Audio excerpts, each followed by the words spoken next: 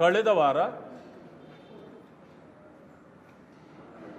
ಮಾನ್ಯ ಸಚಿವರು, ಮಹಿಳಾ ಮತ್ತು ಮಕ್ಕಳ ಸಚಿವರು ಲಕ್ಷ್ಮೀ ಹೆಬ್ಬಾಳ್ಕರ್ ಅವರು ಪ್ರಯಾಣ ಮಾಡ್ತಿದ್ದಂಥ ಕಪ್ಪು ಕಾರು ಅಪಘಾತಕ್ಕೆ ಈಡಾಗಿದೆ. ಆ ಕಾರಿನಲ್ಲಿ ಯಾರ್ಯಾರಿದ್ರು ಮತ್ತು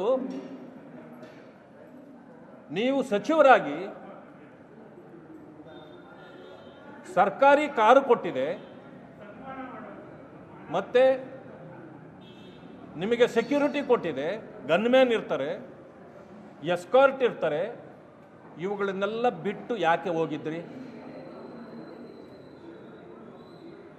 ಆಕ್ಸಿಡೆಂಟ್ ಆಗಿದೆ, ಮಂತ್ರಿಗಳಿಗೆ ಸಚಿವರಿಗೆ ಪೆಟ್ಟಾಗಿದೆ. ನಾನು ಅದಕ್ಕೆ ವಿಷಾದ ವ್ಯಕ್ತಪಡಿಸ್ತೇನೆ. ಅವ್ರಿಗೆ ಆಗಿರ್ತಕ್ಕಂಥ ಆ ನೋವು ಮತ್ತು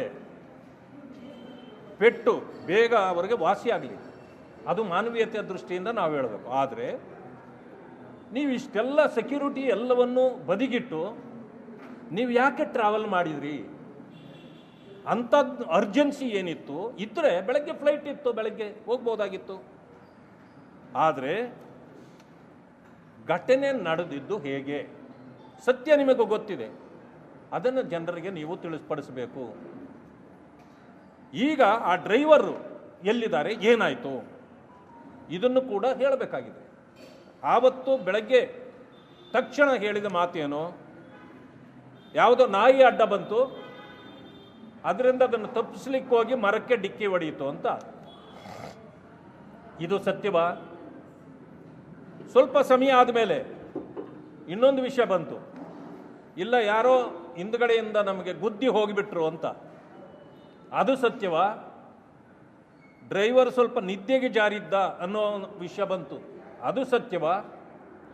ಮತ್ತೆ ಇಷ್ಟೆಲ್ಲ ಆದರೂ ಎಸ್ಕಾಟ್ ಯಾಕಿರಲಿಲ್ಲ? ನೀವೆಲ್ಲೇ ಹೋಗ್ಬೇಕಾದ್ರೂ ಸಚಿವರು ನೀವು TP ಹಾಕೇ ಹೋಗೋದು. TP ಇಲ್ಲ, ಸರ್ಕಾರಿ ಕಾರಿಲ್ಲ, ಗನ್ಮ್ಯಾನ್ ಇಲ್ಲ, ಮತ್ತೆ ಎಸ್ಕಾರ್ಟ್ ಇಲ್ಲ. ನೀವೆಲ್ಲಿ ಹೋಗ್ತಿದ್ದೀರಿ ಯಾರಿಗೂ ಗೊತ್ತಿಲ್ಲ. ಇದರ ಗುಟ್ಟೇನು? ಈಗ ಜನ ಹೇಳ್ತಿದ್ದಾರೆ, a load of currency was taking to Belagavi. ಇದು ಮನೆ ಮಾತಾಗಿದೆ. ಎಲ್ಲರೂ ಕೂಡ ನಮಗೆ ಫೋನ್ ಮಾಡಿ ಕೇಳ್ತಿದ್ದಾರೆ, ಏನು ನೀವು ಅದನ್ನ ಬಗ್ಗೆ ಮಾತಾಡ್ತಾ ಇಲ್ಲ ಅಂತ ಕೇಳ್ತಿದ್ದಾರೆ. ಬಹಳಷ್ಟು ದೊಡ್ಡ ಮೊತ್ತದ ಹಣ ಆ ಕಾರಿನಲ್ಲಿ ಸಾಗಿಸಲಾಗುತ್ತಿತ್ತು ಅಂತ. ಆಕ್ಸಿಡೆಂಟ್ ಆದ ತಕ್ಷಣವೇ ಪೊಲೀಸ್ನವ್ರಿಗೆ ಗೊತ್ತಾದಾಗ ತಕ್ಷಣ ಅವರನ್ನು ಮಾತ್ರ, ಅದರಲ್ಲಿ ಇದ್ದವರನ್ನು ಮಾತ್ರ ಕರ್ಕೊಂಡು ಹೋದ್ರು ಹೊರಗಡೆಗೆ. ಕಾರನ್ನು ಯಾರು ಹತ್ತಿರಕ್ಕೆ ಹೋಗಲಿಕ್ಕೆ ಬಿಡಲಿಲ್ಲ. ಅದಾದ ತಕ್ಷಣ ಆ ಕಾರನ್ನು ಕಂಪ್ಲೇಂಟು ಲಾಡ್ಜು ಮಾಡದೆ, ಕಂಪ್ಲೇಂಟೇ ಲಾಡ್ಜ್ ಆಗಿಲ್ಲ, ಅಷ್ಟು ಬೇಗ ಇನ್ನೂ FIR ಆಗಿಲ್ಲ, ಅಷ್ಟು ಬೇಗ ಆ ಕಾರನ್ನು ಲಿಫ್ಟ್ ಮಾಡಿ ತಗೊಂಡೋಗಿದ್ದು ಯಾಕೆ? ಅದರಲ್ಲಿದ್ದ ವಸ್ತುಗಳೇನು? ಒಂದು ಸಮಯ ಅದರಲ್ಲಿ ಇವರು ಪ್ರಯಾಣ ಮಾಡುವಾಗ ಬ್ಯಾಗ್ ಇತ್ತು, ಅವ್ರ ಬಟ್ಟೆ ಇತ್ತು ಅಂತ ಇಟ್ಕೊಳ್ಳೋಣ. ಅದನ್ಯಾವುದನ್ನು ಈಚೆಗೆ ತೆಗೆದೆ, ಜನರನ್ನು ಹತ್ರಕ್ಕೂ ಬಿಡದೆ ಪೊಲೀಸ್ನವರ ಬೆಂಗಾವಲಿನಲ್ಲಿ ಆ ಕಾರನ್ನು ಲಿಫ್ಟ್ ಮಾಡಿ ತಗೊಂಡೋಗಿದ್ದು ಯಾಕೆ, ಎಲ್ಲಿಗೆ? ಈಗ ಆ ಕಾರಲ್ಲಿ ಎಲ್ಲಿತ್ತು, ಅದರಲ್ಲಿ ಏನು ಸಾಗಿಸಲಾಗ್ತಿತ್ತು ಅನ್ನೋದನ್ನು ಕೂಡ ಸರ್ಕಾರ ಇವತ್ತು ಉತ್ತರ ಕೊಡಬೇಕಾಗಿದೆ. ಇದನ್ನು ಮುಚ್ಚಿಡುವ ಕೆಲಸವನ್ನು ಸರ್ಕಾರ ಮಾಡ್ತಾ ಇದೆ ಅಂತಕ್ಕಂಥದ್ದು. ಆದ್ದರಿಂದ ಯಾರಾದರೂ ಸಿಟ್ಟಿಂಗ್ ಜಡ್ಜ್ ಒಬ್ಬರನ್ನು ನೇಮಕ ಮಾಡಿ ಇದರ ಇನ್ವೆಸ್ಟಿಗೇಷನ್ ಮಾಡಿಸ್ಬೇಕು ಅಂತೇಳಿ ನಾನು ಮನವಿ ಮಾಡ್ತೇನೆ, ಆಗ್ರಹ ಪಡಿಸ್ತೇನೆ. ಮುಖ್ಯಮಂತ್ರಿಗಳು ಈ ಹಾರಿಕೆ ಉತ್ತರ ಕೊಡೋದು ನಿಲ್ಲಿಸಬೇಕು. ಯಾಕಂದರೆ ಸುಳ್ಳುಗಳನ್ನು ಹೇಳಿ ಈ ಸರ್ಕಾರವನ್ನು ಎಷ್ಟು ದಿನ ನೀವು ನೂಕಲಿಕ್ಕೆ ಸಾಧ್ಯ?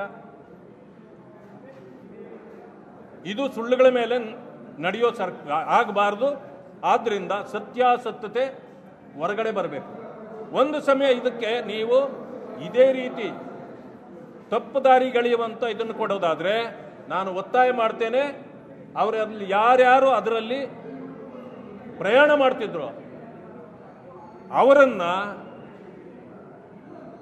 ಅವರನ್ನು ಇನ್ವೆಸ್ಟಿಗೇಟ್ ಮಾಡಬೇಕು, ಅವರನ್ನು ಮಂಪರು ಪರೀಕ್ಷೆಗೆ ಒಳಪಡಿಸಬೇಕು. ಆವಾಗ ಸತ್ಯಗಳು ಬರ್ತವೆ. ಮುಖ್ಯಮಂತ್ರಿಗಳು ಇದನ್ನು ತಕ್ಷಣ ಮಾಡಬೇಕು ಅಂತೇಳಿ ಆಗ್ರಹ ಪಡಿಸ್ತೇನೆ. ಅದು ಅಕ್ರಮವ ಸಕ್ರಮವ ಲೆಕ್ಕ ಬೇಕಲ್ಲ. ಯಾವ ಕಾರಣಕ್ಕೆ ಹಣ ಸಾಗಿಸಲಾಗ್ತಿತ್ತು? ಜನ ಕೇಳ್ತಿದ್ದಾರೆ. ದಿವಸಕ್ಕೆ 10 ಜನ ಫೋನ್ ಮಾಡ್ತಾರೆ ನನಗೆ, ಅದರಲ್ಲಿ ಬಹಳ ಹಣ ಇತ್ತು, ಏನು ನಿಮಗೇನು ಗಮನಕ್ಕೆ ಬಂದಿಲ್ವಾ ಅಂತ ಕೇಳ್ತಿದ್ದಾರೆ.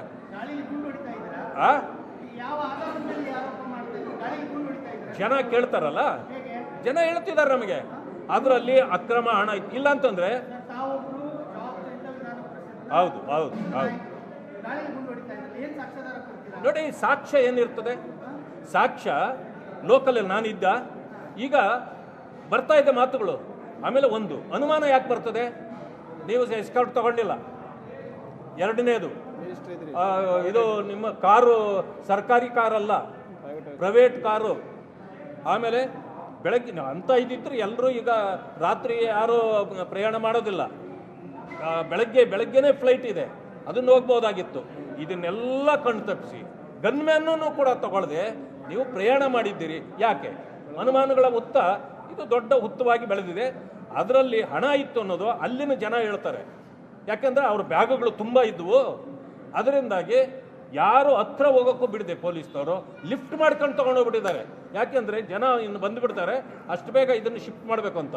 ಯಾವ ಗಾಡಿ ಆದರೆ ನೀವು ಮಾಜರ್ ಮಾಡಬೇಕು, ಪೊಲೀಸ್ನವರು ಮಾಡಿ ಅದರಲ್ಲಿ ಏನೇನಿತ್ತು, ಯಾರಿದ್ರು, ಏನಾಯಿತು ಎಲ್ಲ ಮಾಜರ್ ಮಾಡಿ ತೊಗೊಂಡೋಗ್ಬೇಕು. ಏನು ಮಾಜರ್ ಮಾಡದೆ ನೀವು ತೊಗೊಂಡೋಗಿದ್ದೀರಿ ಅಂತಂದರೆ ಈಗ ಏನು ಜನ ಮಾತಾಡ್ತಾರೋ ಅದಕ್ಕೆ ಅನುಮಾನಕ್ಕೆ ಪುಷ್ಟಿ ಕೊಡ್ತದೆ.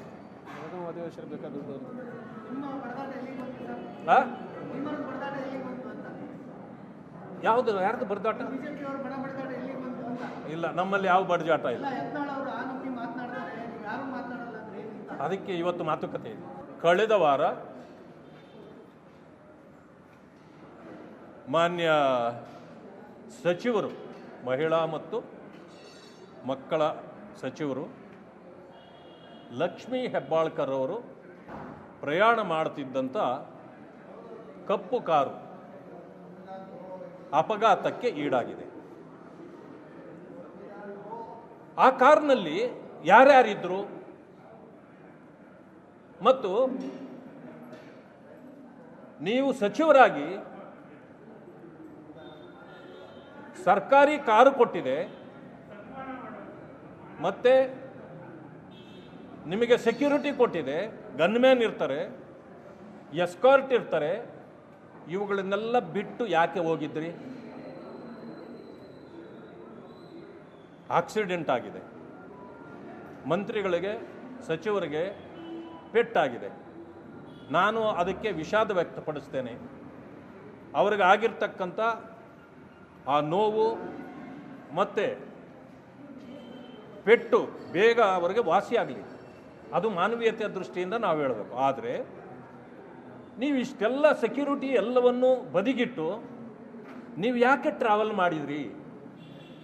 ಅಂಥದ್ದು ಅರ್ಜೆನ್ಸಿ ಏನಿತ್ತು ಇದ್ದರೆ ಬೆಳಗ್ಗೆ ಫ್ಲೈಟ್ ಇತ್ತು, ಬೆಳಗ್ಗೆ ಹೋಗ್ಬೋದಾಗಿತ್ತು. ಆದರೆ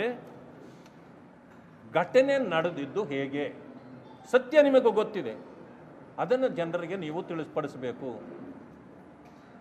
ಈಗ ಆ ಡ್ರೈವರು ಎಲ್ಲಿದ್ದಾರೆ, ಏನಾಯಿತು, ಇದನ್ನು ಕೂಡ ಹೇಳಬೇಕಾಗಿದೆ. ಆವತ್ತು ಬೆಳಗ್ಗೆ ತಕ್ಷಣ ಹೇಳಿದ ಮಾತೇನು, ಯಾವುದೋ ನಾಯಿ ಅಡ್ಡ ಬಂತು, ಅದರಿಂದ ಅದನ್ನು ತಪ್ಪಿಸ್ಲಿಕ್ಕೆ ಹೋಗಿ ಮರಕ್ಕೆ ಡಿಕ್ಕಿ ಹೊಡೆಯಿತು ಅಂತ. ಇದು ಸತ್ಯವಾ? ಸ್ವಲ್ಪ ಸಮಯ ಆದಮೇಲೆ ಇನ್ನೊಂದು ವಿಷಯ ಬಂತು, ಇಲ್ಲ ಯಾರೋ ಹಿಂದ್ಗಡೆಯಿಂದ ನಮಗೆ ಗುದ್ದಿ ಹೋಗಿಬಿಟ್ರು ಅಂತ. ಅದು ಸತ್ಯವಾ? ಡ್ರೈವರ್ ಸ್ವಲ್ಪ ನಿದ್ದೆಗೆ ಜಾರಿದ್ದ ಅನ್ನೋ ವಿಷಯ ಬಂತು, ಅದು ಸತ್ಯವಾ? ಮತ್ತೆ ಇಷ್ಟೆಲ್ಲ ಆದರೂ ಎಸ್ಕಾಟ್ ಹಾಕಿರಲಿಲ್ಲ. ನೀವೆಲ್ಲೇ ಹೋಗ್ಬೇಕಾದ್ರೂ ಸಚಿವರು ನೀವು TP ಹಾಕೇ ಹೋಗೋದು. TP ಇಲ್ಲ, ಸರ್ಕಾರಿ ಕಾರ್ ಇಲ್ಲ, ಗನ್ಮ್ಯಾನ್ ಇಲ್ಲ, ಮತ್ತೆ ಎಸ್ಕಾರ್ಟ್ ಇಲ್ಲ. ನೀವೆಲ್ಲಿ ಹೋಗ್ತಿದ್ದೀರಿ ಯಾರಿಗೂ ಗೊತ್ತಿಲ್ಲ.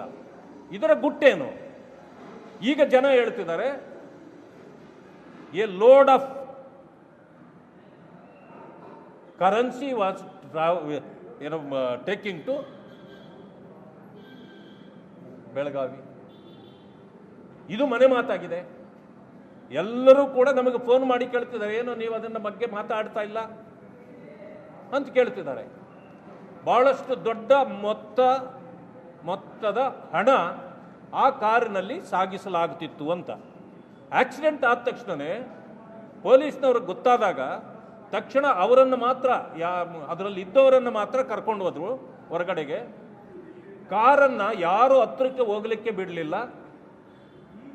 ಅದಾದ ತಕ್ಷಣ ಆ ಕಾರನ್ನು ಕಂಪ್ಲೇಂಟು ಲಾಡ್ಜು ಮಾಡದೆ, ಕಂಪ್ಲೇಂಟೇ ಲಾಡ್ಜ್ ಆಗಿಲ್ಲ, ಅಷ್ಟು ಬೇಗ ಇನ್ನೂ FIR ಆಗಿಲ್ಲ, ಅಷ್ಟು ಬೇಗ ಆ ಕಾರನ್ನು ಲಿಫ್ಟ್ ಮಾಡಿ ತಗೊಂಡೋಗಿದ್ದು ಯಾಕೆ? ಅದರಲ್ಲಿದ್ದ ವಸ್ತುಗಳೇನು? ಒಂದು ಸಮಯ ಅದರಲ್ಲಿ ಇವರು ಪ್ರಯಾಣ ಮಾಡುವಾಗ ಬ್ಯಾಗ್ ಇತ್ತು, ಅವ್ರ ಬಟ್ಟೆ ಇತ್ತು ಅಂತ ಇಟ್ಕೊಳ್ಳೋಣ.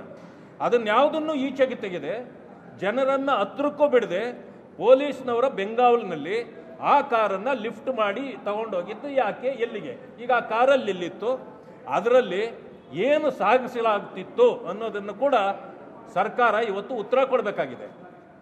ಇದನ್ನು ಮುಚ್ಚಿಡುವ ಕೆಲಸವನ್ನು ಸರ್ಕಾರ ಮಾಡ್ತಾ ಇದೆ ಅಂತಕ್ಕಂಥದ್ದು.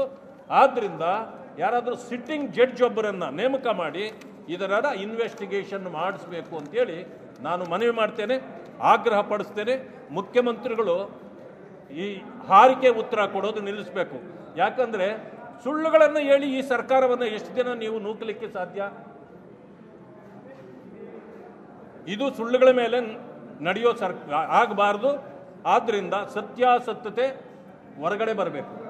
ಒಂದು ಸಮಯ ಇದಕ್ಕೆ ನೀವು ಇದೇ ರೀತಿ ತಪ್ಪು ದಾರಿಗೆಳೆಯುವಂಥ ಇದನ್ನು ಕೊಡೋದಾದರೆ ನಾನು ಒತ್ತಾಯ ಮಾಡ್ತೇನೆ, ಅವರಲ್ಲಿ ಯಾರ್ಯಾರು ಅದರಲ್ಲಿ ಪ್ರಯಾಣ ಮಾಡ್ತಿದ್ರು ಅವರನ್ನು ಇನ್ವೆಸ್ಟಿಗೇಟ್ ಮಾಡಬೇಕು, ಅವರನ್ನು ಮಂಪರು ಪರೀಕ್ಷೆಗೆ ಒಳಪಡಿಸಬೇಕು. ಆವಾಗ ಸತ್ಯಗಳು ಬರ್ತವೆ. ಮುಖ್ಯಮಂತ್ರಿಗಳು ಇದನ್ನು ತಕ್ಷಣ ಮಾಡಬೇಕು ಅಂತೇಳಿ ಆಗ್ರಹ ಪಡಿಸ್ತೇನೆ. ಅದು ಅಕ್ರಮವ ಸಕ್ರಮವ ಲೆಕ್ಕ ಬೇಕಲ್ಲ. ಯಾವ ಕಾರಣಕ್ಕೆ ಹಣ ಸಾಗಿಸಲಾಗ್ತಿತ್ತು?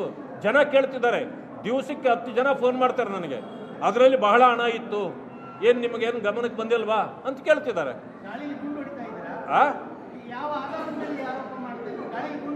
ಜನ ಕೇಳ್ತಾರಲ್ಲ, ಜನ ಹೇಳ್ತಿದ್ದಾರೆ ನಮಗೆ ಅದರಲ್ಲಿ ಅಕ್ರಮ ಹಣ ಇತ್ತು. ಇಲ್ಲ ಅಂತಂದ್ರೆ ಹೌದು ಹೌದು ಹೌದು. ನೋಡಿ, ಸಾಕ್ಷ್ಯ ಏನಿರ್ತದೆ? ಸಾಕ್ಷ್ಯ ಲೋಕಲಲ್ಲಿ ನಾನಿದ್ದ, ಈಗ ಬರ್ತಾ ಇದ್ದ ಮಾತುಗಳು. ಆಮೇಲೆ ಒಂದು ಅನುಮಾನ ಯಾಕೆ ಬರ್ತದೆ? ನೀವು ಎಸ್ಕಾರ್ಟ್ ತಗೊಂಡಿಲ್ಲ. ಎರಡನೇದು, ಇದು ನಿಮ್ಮ ಕಾರು ಸರ್ಕಾರಿ ಕಾರಲ್ಲ, ಪ್ರೈವೇಟ್ ಕಾರು. ಆಮೇಲೆ ಬೆಳಗ್ಗೆ ಅಂತ ಇದ್ದಿದ್ರು ಎಲ್ಲರೂ ಈಗ ರಾತ್ರಿ ಯಾರೂ ಪ್ರಯಾಣ ಮಾಡೋದಿಲ್ಲ. ಬೆಳಗ್ಗೆನೇ ಫ್ಲೈಟ್ ಇದೆ, ಅದನ್ನು ಹೋಗ್ಬೋದಾಗಿತ್ತು. ಇದನ್ನೆಲ್ಲ ಕಣ್ಣು ತಪ್ಪಿಸಿ ಗನ್ಮ್ಯಾನೂ ಕೂಡ ತಗೊಳ್ಳದೆ ನೀವು ಪ್ರಯಾಣ ಮಾಡಿದ್ದೀರಿ. ಯಾಕೆ?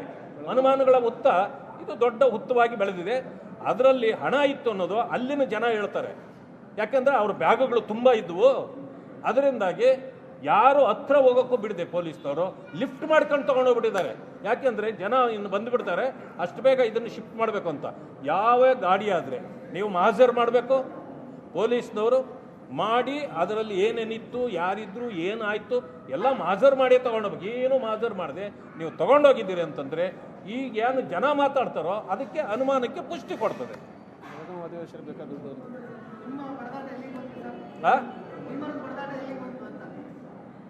ಯಾವುದು ಯಾರ್ದು ಬಡದಾಟ ಇಲ್ಲ, ನಮ್ಮಲ್ಲಿ ಯಾವ ಬಡಜಾಟ ಇಲ್ಲ.